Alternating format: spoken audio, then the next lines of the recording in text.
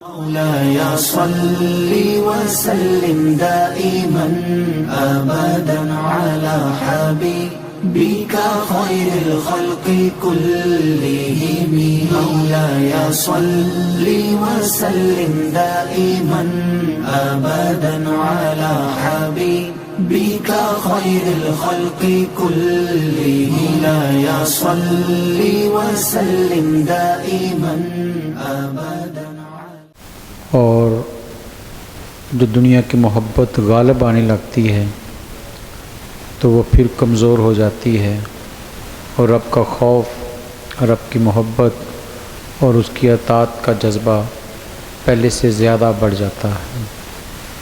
اسی کی توفیق ہے، ورنہ دنیا تو اپنی طرف کھینچتی رہتی ہے. اللہ رب العزت نے انسان کو جب پیدا کیا تو مقصد تخلیق بھی ساتھ بتایا کہ کیوں پیدا کیا ہے.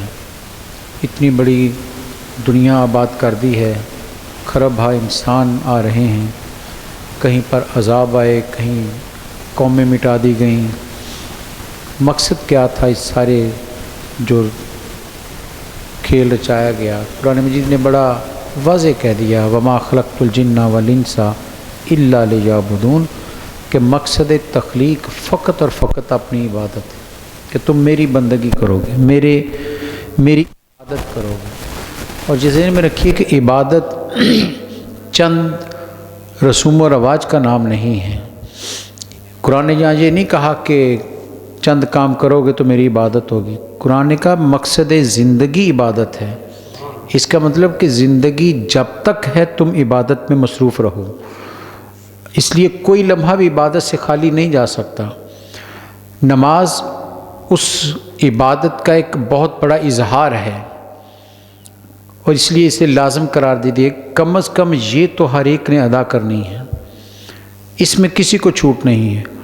پھر چھوٹ دے دی کہ نکلو باہر، کاروباری حاجات میں مصروف ہو جاؤ، اور وہاں جا کر بھی کیا میری ہی بندگی اختیار کرتے ہو یا کسی اور کو خدا مان لیتے ہو. مسجد میں تو گناہ گار سے گناہ گار بھی آ کر اللہ سے رو رو کر معافی مانگتا ہے، سر سجدے میں رکھ دیتا ہے. یہاں تو رب اس کو مان کر ہر ایک جاتا ہے، کتنا ہی بڑا کیوں نہ ہو، تکبر والا کیوں نہ ہو، غرور والا کیوں نہ ہو، بڑے ناز ہوں سے اپنی طاقت پر، مسجد میں آ کر وہ بھی سر جھکا دیتا ہے. لیکن جیسے ہی نکلتے ہیں باہر تو امتحان گاہ میں آ جاتے ہیں. پھر وہاں پتہ چلتا ہے کہ کیا بندگی وہیں تک تھی یا خدا کا خوف ساتھ لے کر آ رہے ہیں. کیا اپنے دفتر میں بیٹھ کر جو آفیسر، جو دفتر کا مالک ہے، بڑا ہے، اگر وہ آنے والے سائلین کے مسائل میں کوئی رکاوٹ نہیں ڈالتا، اخلاق اچھے رکھتا ہے، ہر ایک کے کام آتا ہے، تنگ نہیں کرتا، تو وہ بھی عبادت میں لگا ہوا ہے. اور جو دکان پر بیٹھ کر ناپ تول میں کمی نہ کرے، ہیرا پھیری نہ کرے، ذخیرہ اندوزی نہ کرے، اس لیے کہ رب کا حکم ہے، وہ بھی عبادت کر رہا ہے. جو اپنے گھر والوں کی کھانے پینے کے لیے محنت کرتا ہے، حلال روزی کما کر لاتا ہے کہ مجھ پر لازم ہے کہ میں اس گھر کا بڑا ہوں، باپ ہوں، تو وہ جو محنت کر رہا ہے وہ بھی عبادت ہے. اس لیے نبی صلی اللہ علیہ وسلم فرمایا، باپ جو حلال روزی کما کر لاتا ہے، یہ بڑی خوبصورت آپ کا ارشاد ہے. فرمایا حلال روزی کما کر لانے والا باپ اپنے بچوں کے منہ میں لقمہ ڈالتا ہے. فرمایا ایک ایک لقمہ ہو اس کی طرف سے صدقہ بنتا جاتا ہے. کما کر خود لایا، اپنے بچوں کے لیے لایا، پیٹ ان کا پالنا تھا، محبت تھی ان سے، لیکن اس عمل کو بھی رب نے عبادت رکھ دی ہے. تو عبادت چند رسوم و رواج کا نام نہیں ہے کہ روزے آئے تو روزہ رکھ لیا، سال بھر جو مرضی کھاتے رہے. نہیں، مسجد میں آئے تو سبحان اللہ الحمدللہ کے ذکر اور ترانے گانے شروع کر دیے، جیسے باہر نکلے زبان فوش کلامی پر آ گئی. نہیں، عبادت ہمہ تن ہے، عبادت پہ وقفہ نہیں ہے، عبادت مسلسل ہے. اس لیے نبی صلی اللہ علیہ وسلم نے فرمایا، جو ایک نماز پڑھ کر واپس اپنے کام میں، اپنے کاروبار میں، اپنے گھر میں جائے اور اس انتظار میں بیٹھا رہے کہ دوسری نماز کا کب وقت ہوتا ہے، میں نے جا کر پڑھنی ہے۔ جب وہ جا کر دوسری نماز میں لوٹ آتا ہے مسجد میں، فرمایا یہ درمیان کا سارا وقفہ بھی عبادت میں شمار ہوتا ہے، کہ اس کا ذہن مسلسل عبادت کی طرف، اللہ کی طرف لگا رہا ہے کہ میں نے یہ نماز پڑھنی ہے۔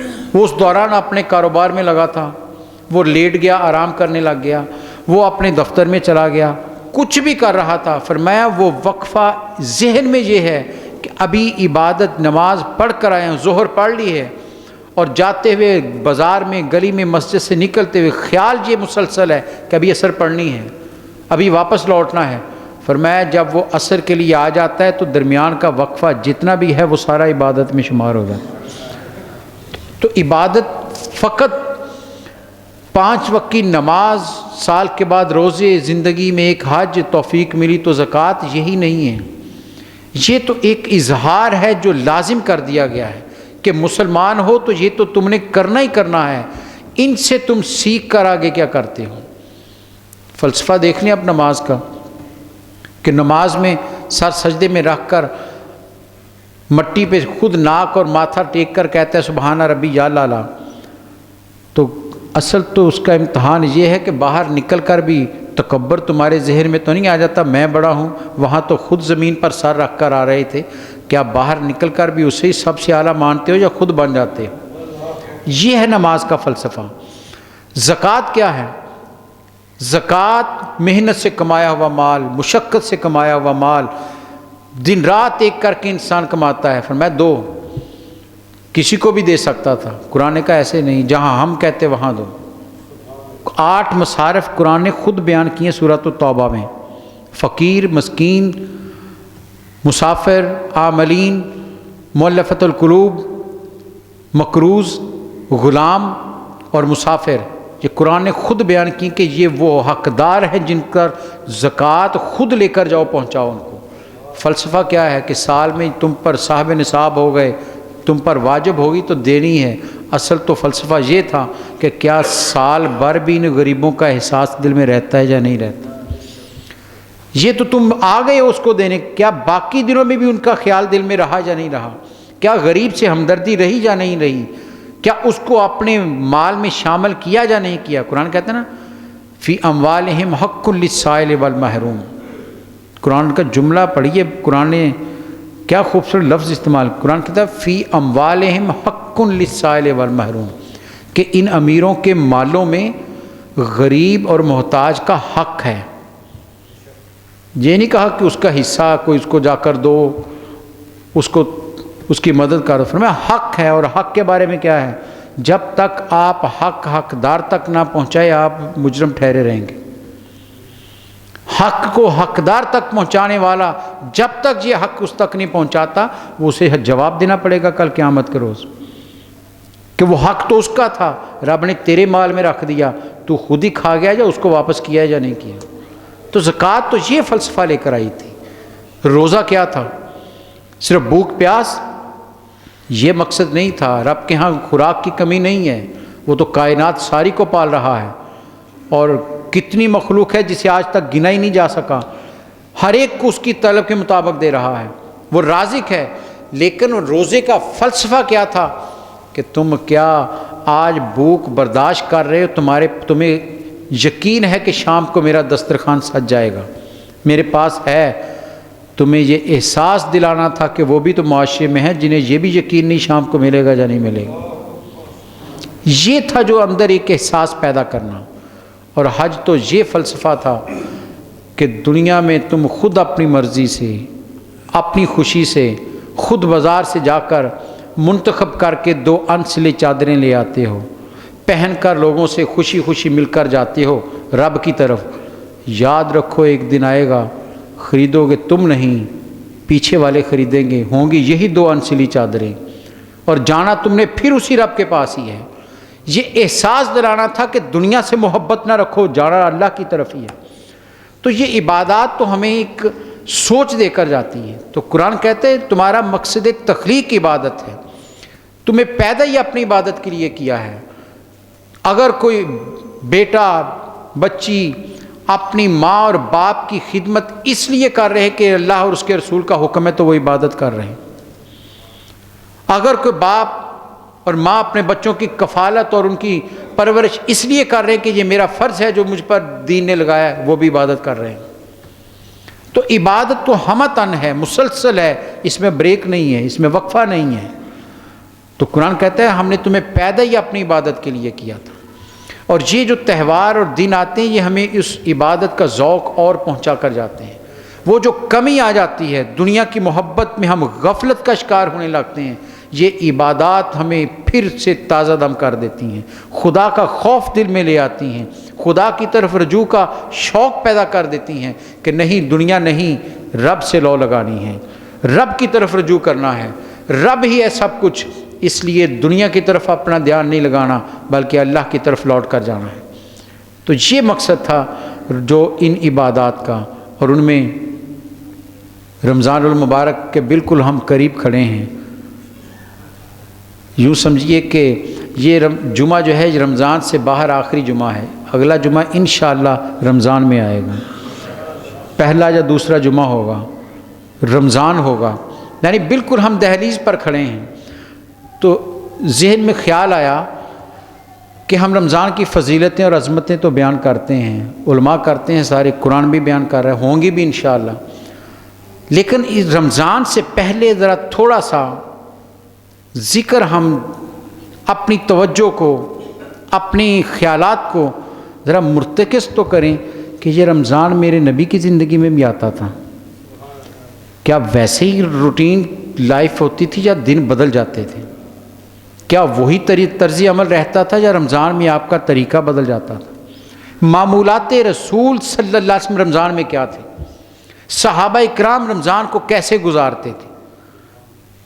تاکہ ہمیں پتہ چلے کہ رمضان کیا باقی مہینوں کی طرح ہے، سورج روز نکلتا ہے، غروب ہو جاتا ہے، دن آتے ہیں چلے جاتے ہیں، موسم بدلتے رہتے ہیں، تو مہینے بھی آتے ہیں چلے جاتے ہیں، تو رمضان بھی کیا ویسے ہی گزر جاتا تھا جیسے عام تھا، یا اس میں کوئی خاص اہتمام ہوتا تھا؟ چند ایک باتیں آپ کے سامنے رکھنا چاہتا ہوں اس نیت سے کہ شاید ہم اس رمضان کو اپنے نبی کی اقتداء میں گزارنے کی کوشش کر سکیں۔ نبی صلی اللہ علیہ وسلم کے معمولات کیا تھے؟ آپ کا تو ساری زندگی عبادت میں گزری ہے، کوئی لمحہ عبادت سے خالی نہیں ہے، ہمتن عبادت میں مصروف وجود ہے، اتنے مصروف ہے کہ رب کہتا ہے حبیب تھوڑی کم کر دو، قم اللیل الا قلیل، قرآن کی نص موجود ہے اس پر کہ اتنا لمبا قیام نہ کیجئے، تھوڑا کم کر دیجئے، اور قرآن بتا بھی رہا ہے کتنا، آدھی رات یا اس سے تھوڑا زیادہ، یعنی کم کتنا کرنا ہے یہ بھی قرآن بتا رہا ہے، آدھی رات یا تھوڑا زیادہ۔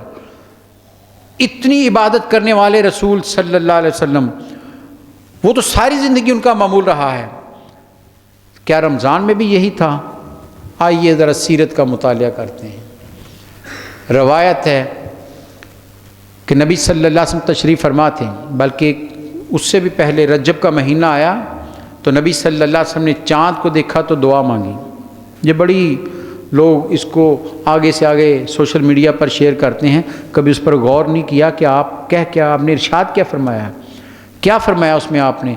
یا اللہ تو نے رجب اور شعبان میں ہمارے لیے برکتیں نازل کر اور ہمیں خیریت سے رمضان تک پہنچا دیں، ہمیں رمضان تک، رمضان ہماری قسمت میں کر دے، ہمارے نصیب میں کر دے، ہم رمضان میں پہنچ۔ یہ رجب میں دعا کر رہے ہیں، ابھی شعبان کا مہینہ درمیان میں آنا ہے، ابھی رجب شروع ہو رہا ہے، رجب کے چاند پر آپ رمضان کی دعا مانگ رہے ہیں۔ اس سے اندازہ کر لیں کتنا اشتیاق ہے رمضان کے مہینے کا، کتنی طلب ہے کہ رمضان تک پہنچ جائیں، اور رب سے دعا کر رہے ہیں یا اللہ ہمیں پہنچا دے۔ سانس کا کوئی بھروسہ نہیں ہے، لیکن خوش قسمت وہ سانس ہے جو رمضان کو پا لیتا ہے۔ اس لیے میرے نبی صلی اللہ علیہ وسلم کہہ رہے ہیں ہمیں رمضان تک پہنچا دیں۔ اور ایک حدیث ہے، نبی صلی اللہ علیہ وسلم تشریف فرما تھے، ابھی رمضان نہیں آیا، صحابہ اکرام بیٹھے ہوئے ہیں، آپ نے کہا تمہیں خبر ہے تم کس کا استقبال کرنے والے ہو اور کون تمہارا استقبال کرنے والا ہے؟ اور حدیث کہتی ہے یہ جملہ آپ نے 3 مرتبہ دہرایا، 3 مرتبہ یہ جملہ دہرایا، جانتے ہو تم کس کا استقبال کرنے والے ہو اور کون تمہارا استقبال کرنے والا ہے؟ حضرت عمر رضی اللہ عنہ کا یا رسول اللہ صلی اللہ علیہ وسلم کیا کوئی وحی آنے والی ہے یا کسی جنگ کا حکم آنے والا ہے؟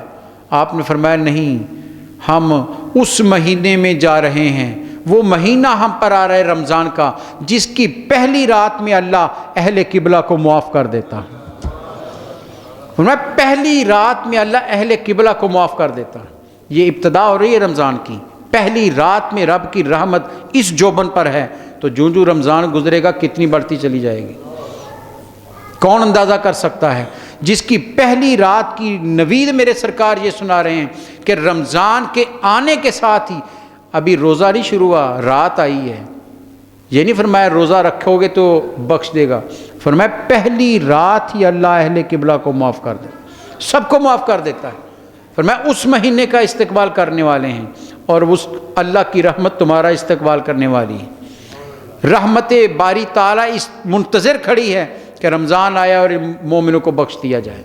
فرمایا اس مہینے میں جانے والے ام المومنین سید عائشہ رضی اللہ تعالیٰ عنہ، آپ فرماتی ہیں نبی صلی اللہ علیہ وسلم شعبان جب آخر میں پہنچتا تو آپ کا انداز یوں ہوتا جیسے کسی محاذ پر جانے کی تیاری کر رہے ہیں۔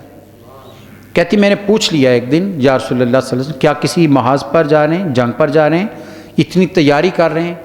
فرمایا تمہیں خبر نہیں، ہم جنگ پر نہیں جا رہے، تم جانتی نہیں کہ رمضان آ رہا ہے، میں اس کی تیاری کر رہا ہوں۔ رمضان کے استقبال کی تیاری کر، یہ کون کر رہا ہے؟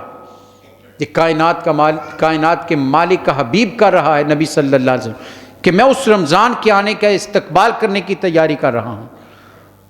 آج ہمیں بھی اپنے گھروں میں یہ ایک ماحول بنانا چاہیے، بچے کے ذہن میں بٹھانا چاہیے کہ رمضان آ رہا ہے، اللہ کا مہمان آ رہا ہے، ضیف الرحمان کہا گیا اسے، یہ اللہ کا مہمان ہے۔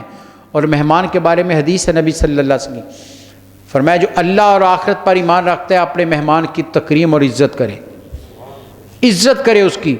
ارے یہ عام مہمان کی بات کی جا رہی ہے، یہ تو رحمان کا مہمان آ رہا ہے، کتنا بڑا مہمان ہے۔ فرمایا ضیف الرحمان، اللہ کا مہمان بن کر آ رہا ہے تمہارے پاس، اس کا احترام، اس کی تکریم کتنی واجب ہے ہم پر، آپ خود ہی اس کا اندازہ کر سکتے ہیں۔ اور جب چاند طلوع ہوتا رمضان کا، سرکار، اور روایت ہے کہ سرکار چاند دیکھتے تھے ہر مہینے کا، لیکن رمضان کے چاند کا خاص اہتمام کرتے اس کو دیکھنے کے لیے کہ رب کی رحمت کا مہینہ آ رہا ہے، تلاش کرتے تھے چاند کو۔ اور میں جب چاند دیکھتے تو سرکار دعا کیا مانگتے؟ چاند کو دیکھ کر کہتے تو خیر و برکت والا ہے، تو خیر و برکت والا ہے، اور میں اس پر ایمان لاتا ہوں جس نے تجھے پیدا کیا۔ یہ سرکار کی دعا ہے رمضان کے چاند کو دیکھ کر، تو خیر و برکت والا ہے، تو خیر و برکت والا ہے، کیونکہ تو طلوع ہوا ہے تو نوید کیا لے کر آیا ہے، کیا پیغام لے کر آیا ہے۔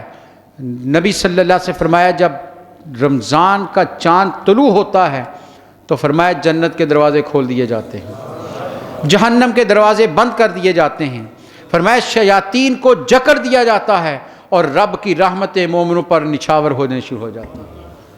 وہ مہینہ ہم پر چند دنوں کے بعد طلوع ہونے والا ہے، کتنا بڑا مہینہ آ رہا ہے جس کی عظمتوں کا ہم اندازہ کر ہی نہیں سکتے، جس کے مقام کا ہم کیا حقیر لوگ اس کا تقدس کریں۔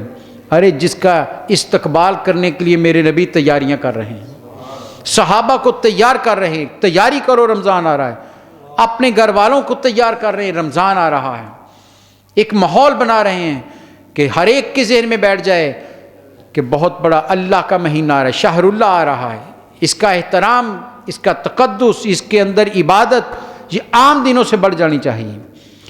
تو یہ تو ابھی رمضان کا آغاز ہے، سرکار کے اعمال، آپ کا انداز کیا ہے، اور پھر رمضان کے مہینے میں آپ کا طریقہ کیا رہا ہے۔ دو ایک باتیں صرف۔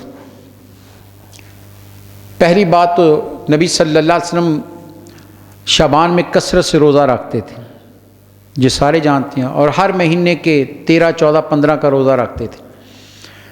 کہتے ہیں کچھ صحابہ نے آپس میں طے کیا کہ ہم صائم الدہر رہیں گے، دن میں روزہ رکھیں گے اور قیام اللیل ہوں گے، رات کو قیام کیا کریں گے، کوئی اور کام نہیں کریں گے، دن میں روزہ اور رات کو قیام، ساری زندگی یہ کریں گے۔ نبی صلی اللہ علیہ وسلم یہ سنا تو آپ نے ان میں سے حضرت عبداللہ بن عمر بن عاص رضی اللہ تعالیٰ عنہ ان کو بلایا، خود بلایا، کہا میں نے یہ سنا ہے تم نے یہ فیصلہ کیا؟ انہوں نے کہا یا رسول اللہ ہم نے ارادہ کیا ہے۔ تو آپ نے کہ اب یہ رحمت ہے نبی صلی اللہ علیہ وسلم، ابھی رمضان نہیں آیا، یہ غیر رمضان کی بات ہو رہی ہے۔ آپ نے فرمایا کہ تم مجھے دیکھو، دن میں روزہ بھی رکھو اور افطار بھی کرو، رات کو قیام بھی کرو اور سو بھی جاؤ، اور اگلے جملے فرمایا تمہارے جسم کا بھی تم پر حق ہے، تمہاری آنکھ کا بھی تم پر حق ہے، تمہاری بیوی کا بھی تم پر حق ہے، تمہارے بچوں کا بھی تم پر حق ہے۔ یہ عام دنوں کی بات کی جا رہی ہے، لیکن جب رمضان آ جاتا تو پھر پورا مہینہ دن میں روزہ ہے اور سحری اور افطاری کا خاص اہتمام ہے۔ نبی صلی اللہ علیہ وسلم کی حدیث ہے، فرمایا سحری کیا کرو، سحری کیا کرو، کیونکہ سحری میں اللہ نے برکت رکھی ہے، سحری میں برکت رکھی ہے۔ اور ایک حدیث ہے نبی صلی اللہ علیہ وسلم فرمایا اللہ کہتا ہے کہ جو سحری کا اہتمام کرتا ہے مجھے وہ بہت اچھا لگتا ہے، جو سحری کا انتظام کرتا ہے۔ اور فرمایا خواہ ایک لقمہ ہو سحری کیا کرو۔ اور ارشاد فرمایا ہم میں اور اہل کتاب میں فرق کیا ہے کہ ہم سحری کرتے ہیں، وہ سحری کا اہتمام نہیں کرتے۔ فرمایا ہم میں اور اہل کتاب میں فرق سحری کا کھانا ہے، اس لیے سحری کیا کرو، اس میں اللہ نے برکت رکھی ہے۔ اور تاخیر کا حکم دیا ہے، سحری میں تاخیر کا حکم ہے کہ آخری وقت تک سحری نبی صلی اللہ علیہ وسلم فرمایا کرتے تھے، حکم آپ نے دیا کہ سحری میں تاخیر کرو، لیکن افطار میں فرمایا جلدی کرو۔ افطار میں جلدی اور سحری میں تاخیر، یہ حکم رسول ہے صلی اللہ علیہ وسلم کہ بلا وجہ نہ روزے کو تاخیر کا شکار کرتے رہو، وقت ہو گیا تو افطار کرو اور سحری میں انتظار کرو آخری لمحے تک۔ اور پوچھا گیا یا رسول اللہ صلی اللہ علیہ وسلم افطار کا کس سے کرنا چاہیے، آپ کی پسند؟ فرمایا سب سے بہترین افطار ہے جس میں کھجور ہو، برکت ہوتی ہے اس میں۔ اور فرمایا اگر تمہیں کھجور نہ ملے تو پانی سے کر لیا کرو، اللہ نے اسے بھی پاک پیدا کیا، پانی کو بھی پاک بنایا ہے، بہترین ہے کہ تم ہم کھجور سے کرو، اور اگر نہ ہو سکے تو پانی کے ساتھ کر لیا کرو، کوئی اور اہتمام کا حکم نہیں دیا سرکار نے۔ فرمایا یہ ہے روزہ کہ کھجور کھائی ہے تو تم نے حکم رسول اللہ کا حکم پورا کر دیا ہے۔ اور صرف اسی پر بات نہیں ہے، نبی صلی اللہ علیہ وسلم صحابی کہتے ہیں کہ ہم مدینہ منورہ آئے تو نبی صلی اللہ علیہ وسلم ہمارے قبیلے کو 2 خیمے لگائے، اس میں ٹھہرایا، رمضان کا مہینہ تھا۔ کہتے ہیں افطار کا وقت آیا تو بلال حبشی 2 تھال اٹھا کر کھانے کے لے کر آئے۔ میں نے کہا یہ کیا؟ کہا آپ کے لیے افطار ہے۔ کہا کس نے بھیجی؟ کہا رسول اکرم صلی اللہ علیہ وسلم نے بھیجی۔ تو کہتے میں نے پوچھا آپ نے کر لی افطاری؟ فرمایا ہاں میں ان کے پاس بیٹھ کر افطار کر کے تمہارے لیے لے کر آیا ہوں۔ یہ لوگوں کو اس میں شامل کرنا۔ حضرت ابن عباس رضی اللہ تعالیٰ فرماتے ہیں نبی صلی اللہ علیہ وسلم اجود الناس تھے، سب سے زیادہ جود و سخا والے تھے، پوری زندگی آپ کے دروازے سے کوئی خالی نہیں گیا، اور آج تک بھی کوئی نہیں گیا۔ یہ ایسا دروازہ ہے کہ آج بھی کوئی وہاں سے خالی لوٹتا نہیں ہے۔ کیا یقین ہے یا نہیں ہے؟ آج بھی جس کو جو مل رہا ہے در رسول سے مل رہا ہے، آج بھی دنیا کو وہی تقسیم کرنے والے ہیں، کبھی کسی کو خالی نہیں جانے دیا، جو آیا اس کو دیا ہے۔ لیکن جب رمضان آ جاتا، حضرت ابن عباس کہتے ہیں جب جبریل آتے، کیونکہ وہ ہر رات آتے تھے آپ کے ساتھ قرآن دہراتے، تو فرماتے آپ کے جود و سخا میں اتنی تیزی آ جاتی، اتنی تیزی آ جاتی جیسے ریح المرسلہ کے الفاظ ہے، جیسے تیز چلتی ہوا ہو۔ فرمایا اس سے بھی زیادہ سرکار کی جود و سخا بڑھ جاتی تھی، سخاوت اتنی ہو جاتی تھی کہ تیز ہوا بھی اس کا مقابلہ نہیں کر سکتی۔ ہاتھ کھول لیتے، تقسیم کرتے تھے، ہر ایک کو دیا کرتے تھے، دیتے پہلے بھی تھے، رمضان میں آپ کا کرم اور بڑھ جاتا تھا۔ یہ پیغام ہے کہ صرف اپنی ذات تک جینا نہ سیکھو، ارے لوگوں کو شامل کرو کہ وہ جو مجبور ہیں، مقہور ہیں، جن کے پاس کچھ نہیں ہے، ان کو اس میں شامل کیا جائے۔ سرکار کی سنت یہ ہے روزے کی کہ آپ لوگوں کو زیادہ زیادہ اس میں شریک کرتے تھے. اور صحابہ کرام کے معمولات کیا ہیں؟ حضرت ابن عباس ہی فرماتے ہیں کہ مجھے حضرت عمر رضی اللہ عنہ نے اپنے ہاں بلایا سحری کے لیے. کہتے میں گھر میں ان کے پہنچا تو باہر بازار میں شور کی آواز آئی. حضرت عمر نے کہا یہ کیسا شور ہے؟ تو کہتے پتہ کیا تو پتہ چلا کہ مسلمانوں کو کسی نے مسجد میں اجتماعی سحری کا اہتمام کیا ہوا تھا. کثرت سے لوگوں کو بلا کر ان کو سحری کرائی جا رہی تھی. یہ اس دن سے اس وقت سے انتظام موجود ہے کہ لوگوں کو شامل کیا جائے سحری اور افطاری میں. اور سرکار کا جود و سخا بڑھ جاتا تھا پہلے دنوں سے بھی زیادہ. اور ایک اور معمول جو سرکار کا تھا کہ آپ قرآن کی تلاوت پہلے سے زیادہ کرتے تھے. قرآن کی شغف کی طرف شغف آپ کا بڑھ جاتا. پہلے سے زیادہ تلاوت قرآن تو کرتے ہی تھے, لیکن رمضان میں کیا کا طریقہ کار تھا؟ روایت کہتی کہ ہر رات جبریل آپ کے حجرہ اقدس میں تشریف لاتے ہیں اور سرکار کے سامنے بیٹھ کر, حدیث کے الفاظ ہیں, دونوں ہستیاں بیٹھ کر ایک تلاوت کرتی دوسری سنتی تھی. ہر رات ایک تلاوت کر رہی دوسری سن رہی ہے, پھر وہ تلاوت کرتے وہ سن رہے ہیں. اور پورا مہینہ سرکار ایک مکمل قرآن رات جبریل کے ساتھ دہرایا کرتے تھے.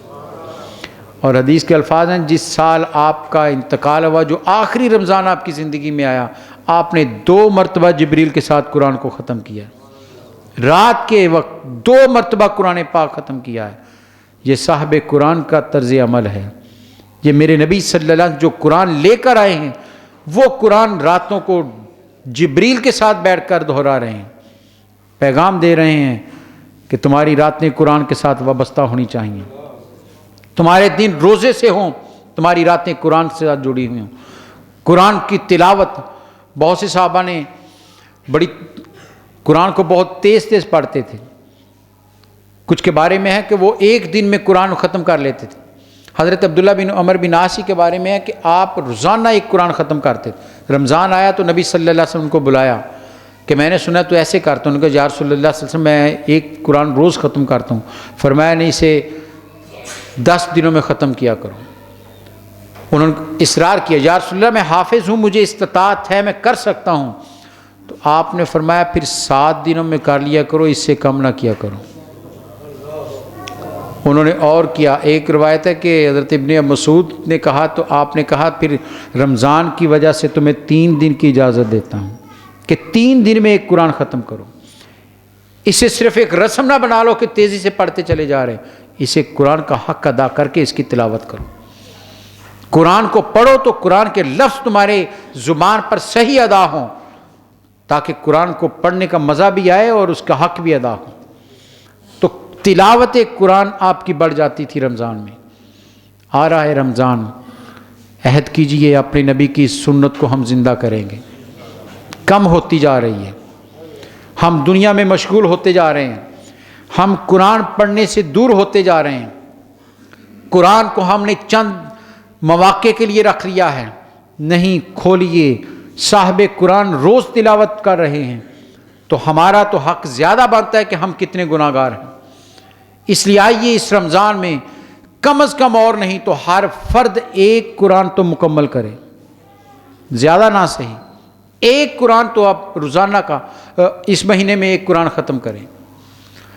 یہ سرکار کے معمولات ہیں. اور ایک اور بھی آپ کا معمول, آپ عبادت کرتے تھے, نماز پڑھتے تھے, تہجد پڑھتے تھے, لیکن روایت کہتی کہ جب رمضان آتا تو آپ عشاء کے بعد قیام اللیل کیا کرتے تھے, تراویح میں کھڑے ہو جاتے تھے. 3 دن کی روایت تو بخاری مسلم میں موجود ہے کہ سرکار نے نماز پڑھائی سب کو اکٹھا کر کے, 3/4 رات تک پڑھائی. اگلے دن آپ نے آدھی رات تک پڑھائی. اگلی رات تیسری آئی تو آپ نے اتنی تاخیر کی, اتنی لمبی قرات کی, صحابہ کہتے ہیں ہمیں خوف ہو گیا کہیں ساری کا وقت ہی نہ چلا جائے. لمبی قرات کی. 4تھی رات آئی تو سرکار گھر سے تشریف نہیں لائے. صحابہ اکرام کہتے ہیں مسجد بھری ہوئی تھی, بڑھتے جا رہے تھے صحابہ, ذوق بڑھتا جا رہا تھا. یہاں تھوڑا تھوڑا ہمیں اپنے بھی آپ کو آئینے میں دیکھنا چاہیے, کیونکہ پھر ہی کمال ہے نا, سیرت سے سیکھنے کا مزہ تو پھر ہی آتا ہے.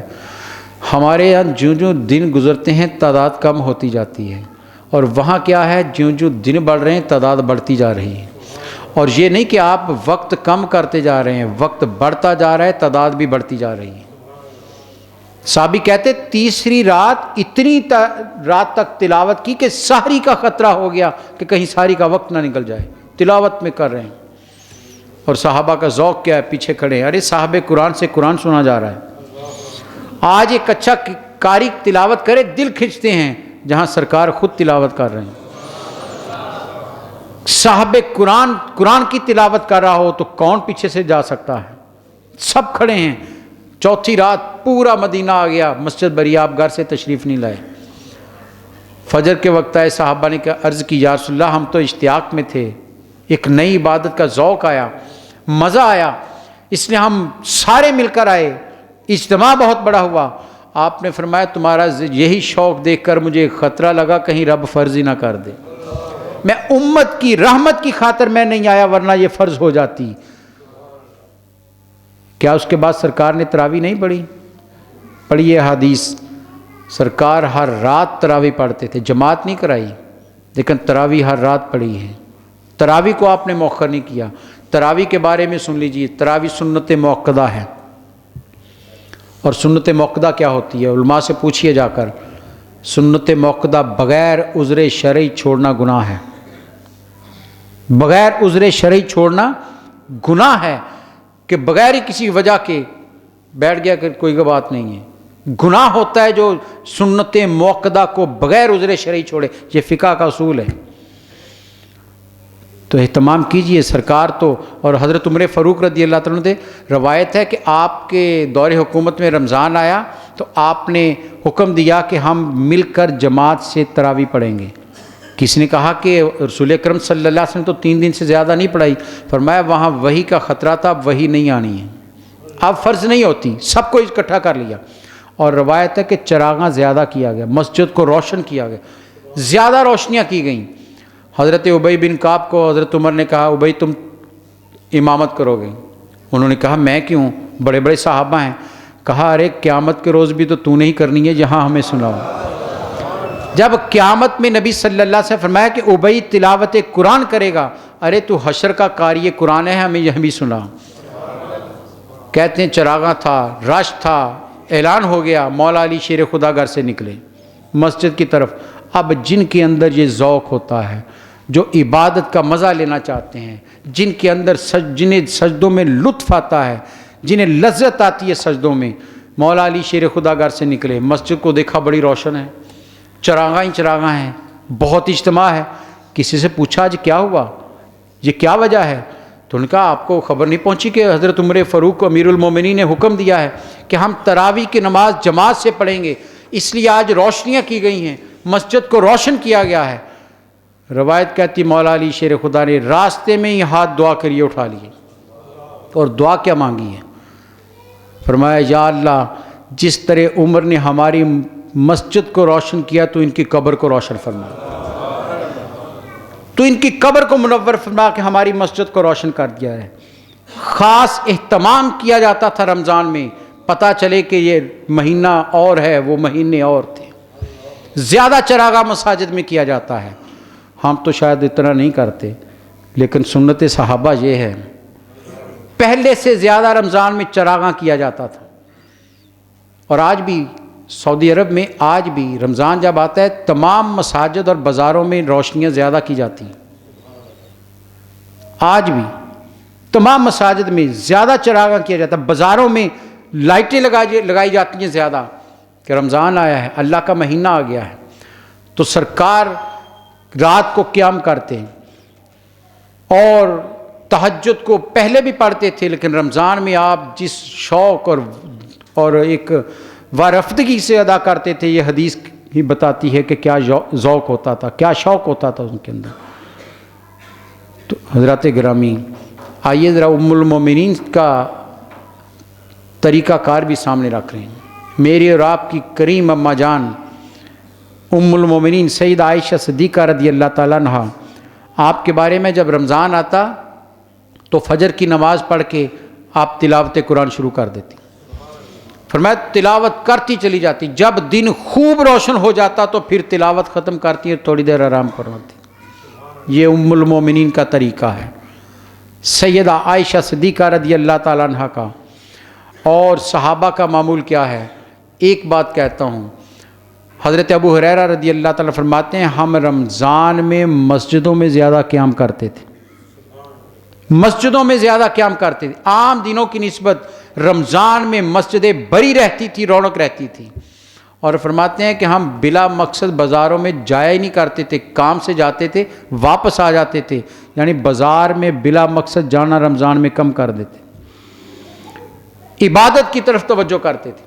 اور سرکار کا ایک اور معمول جو بڑا ساری زندگی آپ کا رہا، آپ نے رمضان کے آخری اشرا میں اعتکاف کیا ہے۔ بعض روایت کہتی ہیں آپ نے پہلے 10 دن بھی کیا، درمیانے 10 دن بھی کیا اور آخری 10 دن بھی کیا۔ کہتے ہیں آپ نے مسجد میں خیمہ لگایا جس میں آپ قیام پذیر تھے۔